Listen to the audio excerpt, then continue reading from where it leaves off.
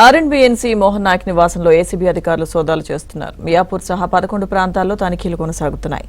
ఆదాయానికి మించి ఆస్తుల వ్యవహారంలో ఏసీబీ అధికారులు సోదాలు చేస్తున్నారు.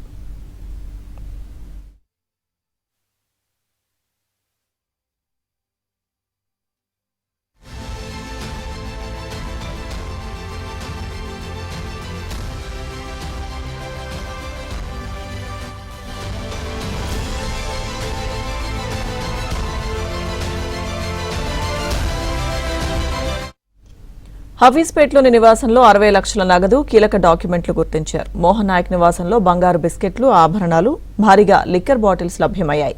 మోహన్ నాయక్ పలు ప్రాంతాల్లో స్థిర చరాస్తులు ఉన్నట్లుగా గుర్తించారు.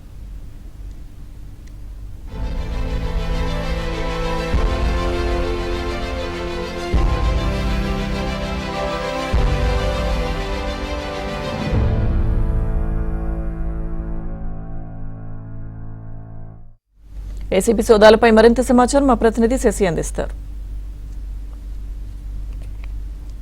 ఆర్ఎండ్బిఎన్సీ మోహన్ నాయక్ నివాసంలో ఏసీబీ అధికారుల సోదాలు కొనసాగుతూ ఉన్నాయి. తెల్లవారుజామున ఈఎన్సీ మోహన్ నాయక్ నివాసానికి చేరుకున్నటువంటి ఏసీబీ అధికారులు బృందాలుగా విడిపోయి సోదాలను కంటిన్యూ చేస్తూ ఉన్నారు.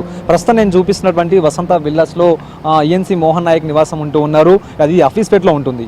ఈ హఫీజ్పేట్ ఆయన ఉంటున్నటువంటి నివాసం మాత్రమే కాకుండా సుమారుగా 13 ప్రాంతాల్లో ఈ సోదాలు జరుగుతున్నట్టుగా ఏసీబీ అధికారులు చెబుతూ ఉన్నారు.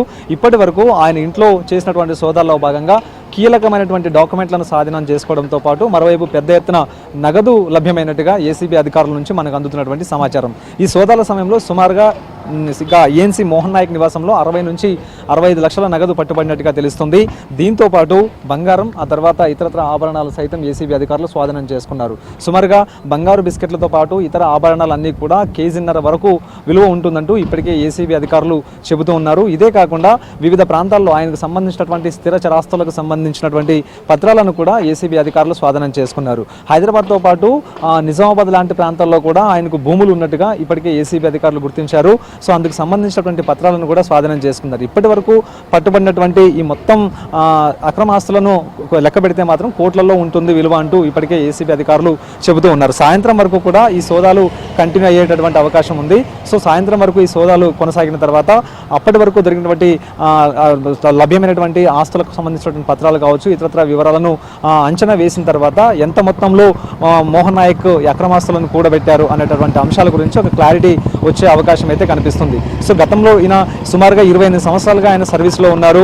సో ఆర్ఎండ్బి డిపార్ట్మెంట్లో ప్రజెంట్ ఈఎన్సీగా ఆయన కొనసాగుతూ ఉన్నారు. సో సాయంత్రం సోదాలు ముగిసిన తర్వాత ఆయన అరెస్ట్ చేసి రిమాండ్కి తరలించేటటువంటి అవకాశాలు కూడా ఉన్నాయి. ఇదొక అంశం అయితే ఈ సోదాలు చేస్తున్నటువంటి సమయంలో మోహన్ నాయక్ ఇంట్లో భారీగా లిక్కర్ బాటిల్స్ లభ్యమయ్యాయి. ఇందులో లోకల్ లిక్కర్తో పాటు ఫారెన్ లిక్కర్ కూడా లభ్యమైనట్టుగా తెలుస్తుంది. సుమారుగా 30 నుంచి 40 బాటిల్స్ వరకు కూడా ఇవన్నీ ఉంటాయంటూ ఇప్పటికే మనకు అందుతున్నటువంటి సమాచారం. సో ఈ బాటిల్స్ లిక్కర్కి సంబంధించిన అంశాల మీద ఎక్సైజ్ పోలీసులకు సమాచారం అందిస్తాము. దీని మీద ఎక్సైజ్ అధికారులు కూడా కేసు నమోదు చేసేటటువంటి అవకాశం అయితే కనిపిస్తుంది. సో మొత్తం ఈఎన్సీ నాయక్ తనకున్నటువంటి అధికార పరిధిని వినియోగించి పెద్ద ఎత్తులో కూడా ఈ యొక్క అక్రమాస్తులను కూడబెట్టారంటూ కూడా ఆయన మీద ఆరోపణలు ఉన్నాయి. సో మొత్తానికి ఇవాళ సాయంత్రం వరకు కూడా ఈ సోదాలు కొనసాగుతాయి. సాయంత్రం తర్వాత ఆయన కూడబెట్టినటువంటి అక్రమాస్తులన్నీ ఈ సోదాల్లో భాగంగా ఎంత లభ్యమయ్యాయి, వాటికి సంబంధించినటువంటి ప్రభుత్వ విలువ ఎంత, తర్వాత బహిరంగ మార్కెట్లో వాటికి సంబంధించినటువంటి విలువ ఎంత అనే విషయాల గురించి ఇవాళ సాయంత్రం వరకు క్లారిటీ వచ్చే అవకాశం అయితే కనిపిస్తుంది. కెమెరా పర్సన్ ప్రశాంత్తో కలిసి శశి, ఏబిఎన్ ఆంధ్రజ్యోతి.